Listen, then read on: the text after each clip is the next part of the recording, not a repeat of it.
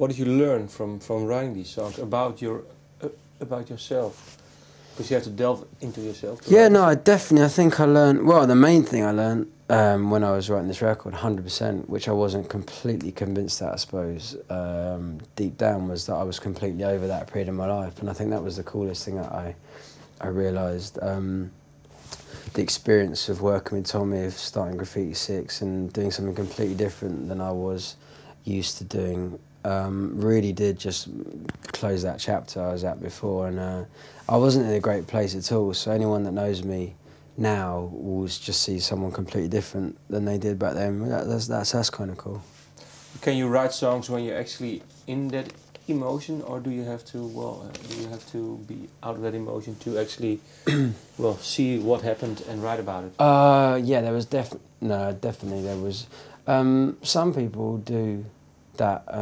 They do when they're going through something, they capture it straight away. But I have trouble with that a little bit. I remember right in the heart of it. I was also actually going through a bit of a situation with my record company at the time.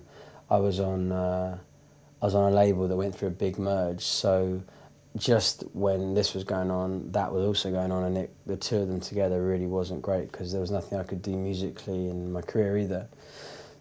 And I do remember for about 5 or 6 weeks, I went through a period where I just couldn't write a thing. I just went into the studio. I was kind of so just lost for inspiration and motivation that I just couldn't do anything.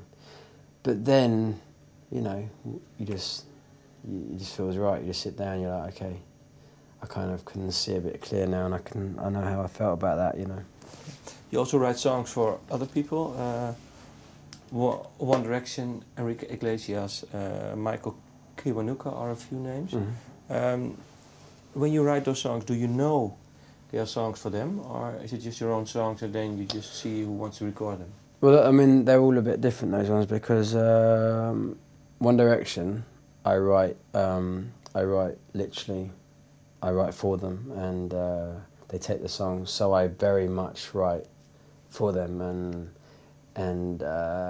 imagine them singing it when I'm writing it, Enrique, I write with him, so we sit there together, and that's sculptured around something that is to do with his enthusiasm for what we're doing and that.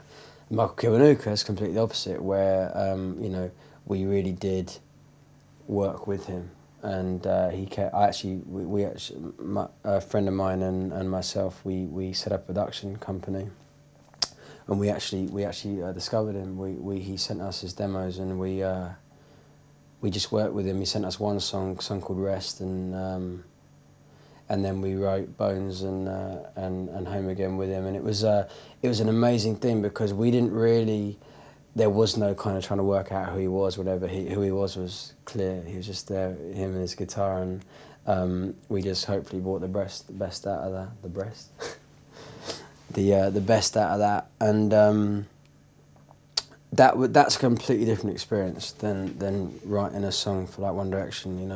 One Direction, you just kind of have an idea, you know kind of who they are, and I was lucky enough to be around that project from the beginning, so I got to know the guys, I got to know kind of what they're about, and wrote specifically a song for that. Michael Kiwanuka was a different kind of thing, Do you write differently if you write for them than if you write your own songs?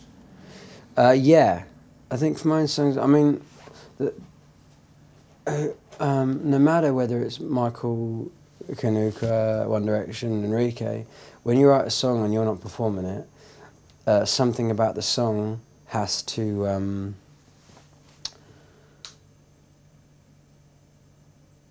something about the song has to, I don't know, something that has to connect with them on a level. They have to, something has to, they have to feel an emotion to be able to perform it. When I write a song by myself, it doesn't really have to do that. I write a song. I don't really ever think, do I feel this or not? Because I wouldn't be writing it otherwise. So you have to kind of try and look outside the song when it's for someone else and see if they're going to be able to feel something extra, you know. Do you have to know those people? Do you have to know those people to know? It what really they... helps. Okay. Yeah, everyone I've really worked with and had success with, I've been in a room with before writing with them. Can you actually write a song for people that you don't like? People you don't like? Okay. Yeah, I'm sure you can. I mean, I haven't had an experience of writing a song with someone I don't like, but yeah, because you still have an emotion. But I don't know. I'll let you know if that comes to it. Okay, that's good. Last question. The album is called Colors. Well, what do you mean by this album title? Colours. It was just right at the end of the record. We were looking for an album title, and everything we did just seemed contrived. And name me one. Or what? I can't even remember. I literally can't remember. They were kind of things we were trying to throw out there, like, you know. And when you think of an album title, you always think grand. You always think, you know, this needs to be, you know, Smoke and Mirrors. This needs to be, you know, I don't know, Physical Graffiti. This needs to be something that's like, you know, you weigh it up against all these amazing albums of the thing. And then we didn't, none of them, they just seemed too like we were trying too hard. And then Tommy sent me through the final mix of Colours, which was the last song we wrote the record. And I just emailed him back saying, this is it, man, you know, Colours, look at your last email. And he was like, what? And I was like, just check that out. And he was like, oh, the album title. And I was like, yeah, and that was it. Yeah, because of the song also? Or just yeah, no, it just sums up the record for us. It was, yeah, it was just a load of colours we put together and ended up as the record. And that's really, you know, it was quite serendipity. And how did you start writing the song Colors? That was a jam, actually. That was something we put on some instruments. I remember Tommy put on this beat, and I think I started playing the classical guitar, and he was playing the electric, and we just started jamming. And I remember I then started singing the chorus line, and we kind of put it together. But it was a jam that it was started from. What is the subject of the song, lyric-wise? Just about, you know, someone that comes into your life, a bit like Annie. You know, the whole, you know, I'm seeing things in a different way now that I've met you, and you know, the idea being before I met you, my life was black and white, and now I'm seeing it in colour. That's kind of the idea. Thank you for your time.